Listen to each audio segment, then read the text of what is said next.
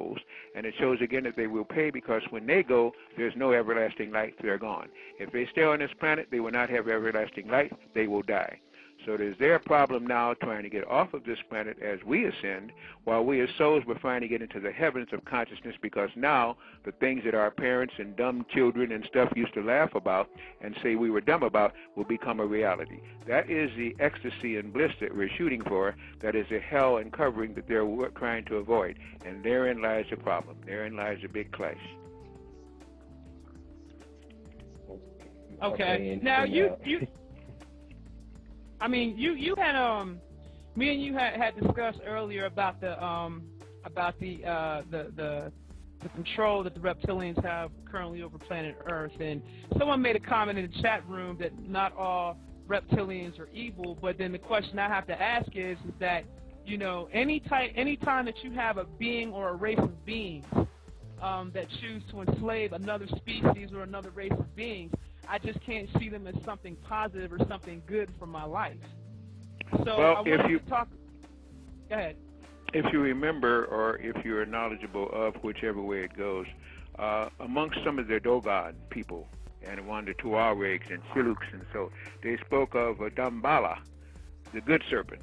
Okay, Damballa was again part of the serpentine that did try to help mankind, and did try to help human, and even try to help us, men, descended from God, because they did understand that down the line they may be able to gain a soul, possibly if they live well enough. This is why a lot of the literature and scriptures in some of these holy books make some sense, but are disguised because of the ignorance of the practitioners. The whole point is, again here, there can be good and bad in all things if the vibrations are correct. In general, though, the serpent people resented us. They resented, again, any human, any soul that could go into dimensions when they were locked to the fourth dimension, and they've tried to make life here on Earth very miserable. Yes, there may be some good species, just like amongst the racism here, there are those who are not racist, but we categorize by saying all white people hate black people, all black people hate white people, yellow people hate brown people. The hatred is something that comes from within, not from the color of the skin. So as I say again, we're beginning to wake up to the true fact, not of race, but of consciousness. Right.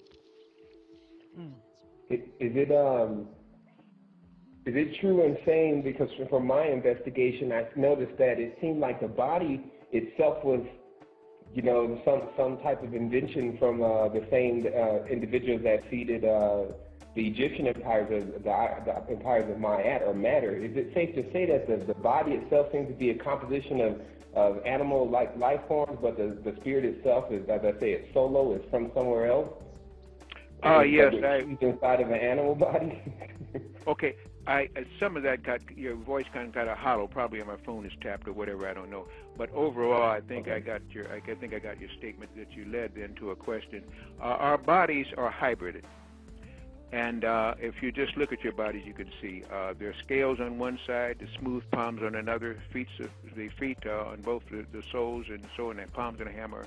Then you have all of these other cells that look somewhat like scales. You can get psoriasis. There are people every day that get scales all over their place if they eat certain foods or get into certain toxics and poisons like this.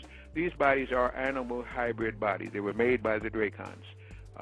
They've been over here ruling us for about 4 million years. They've been really going crazy for 400,000 years. That's why they don't feel that they owe us anything, that we are their captives. We are like their little zoos. But what they fail to understand is different souls come into these bodies for the experience. And whether or not they help to hybrid these bodies or genetically modify them, it doesn't matter. A soul is here for the experience. They don't have souls. They cannot come out of souls and go to areas of dark matter and dark worlds, so therefore they seem to forget that. Or they have been so species-specific that they have worked out all of their higher consciousness and can only think on certain levels in consciousness. So yes, these bodies, to me, if you notice, they have floaters in these bodies. They got all other kind of things in these bodies. The mitochondria are everywhere. And I think that some of that is, of course, is genetically modified to be put in there, and some of it, of course, is in the bodies themselves. We are always changing form. Radiations help us to change forms. Drugs and poisons and toxins help us to change form. And now, if we're going to stay with this planet, we're going to have to change form and consciousness. So I don't know whether that speaks to what you were saying, but that's the way I understand it. It does definitely, Doctor, and I really want to ask a question that's very important because I didn't write anything down previous to the show because I just wanted the energy to flow. And I wanted to talk about why I know for sure that they're using what they just call external Merkaba, which is really a ship to do what they need to do, but we have something like an internal Merkaba. And I wanted to talk about spinning the Merkaba in the geometric shape that one should visualize when they spin, because of course they have the six-dimensional, what they just call the Star of David, but was definitely didn't belong to David and was something like a German Hexmeister. Is the actual shape still, though, of the body to get it to dissolve a shape of 6, though, because it's a carbon-based structure? Well, you see, that's limiting, again, the carbon to mutate. If you remember, what is that woman's name? Dr. Mona Harrison, who they killed, was an excellent researcher into the molecular structure of water, which forms crystals. And if you notice, you can get you can go tetrahedrons, you can go hexagons, you can get, you can go anywhere you want with that one. It really depends on the number of pyramid points that you can exact, the pyramus, the ways of beginning to get a star cluster. I think that what is happening here is that since we are mind and don't realize it, our very minds change the forms of structures around us to conform with us. And this is what is very interesting now. You know that old phrase, so is in the microcosm, so is in the macrocosm, so is in whatever you look at in a telescope, and it'll blow your mind. Whatever you look into in an electron microscope, it'll blow your mind, because there's no end to creation, whether it's out or in. It just simply means that as we view it, that's where we are. And what we've got to begin to relearn again is that our mind affects matter, because, as I stated again at the very beginning, matter is only energy that is slowed down. So when we get higher in vibration and higher in frequency, the resonated things that are all around us is the matter will change to whatever we want it to be.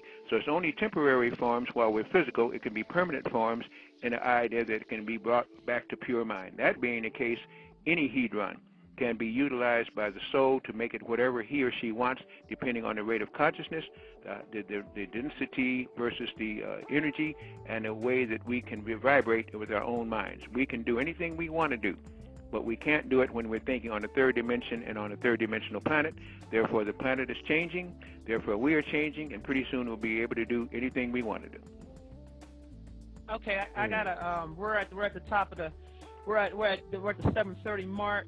So this is the time where I start taking questions from people in the chat room. The first question I have to ask you is, how does one find out where their spirit is from?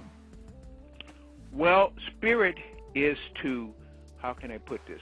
Mind is to spirit as brain is to the physical body.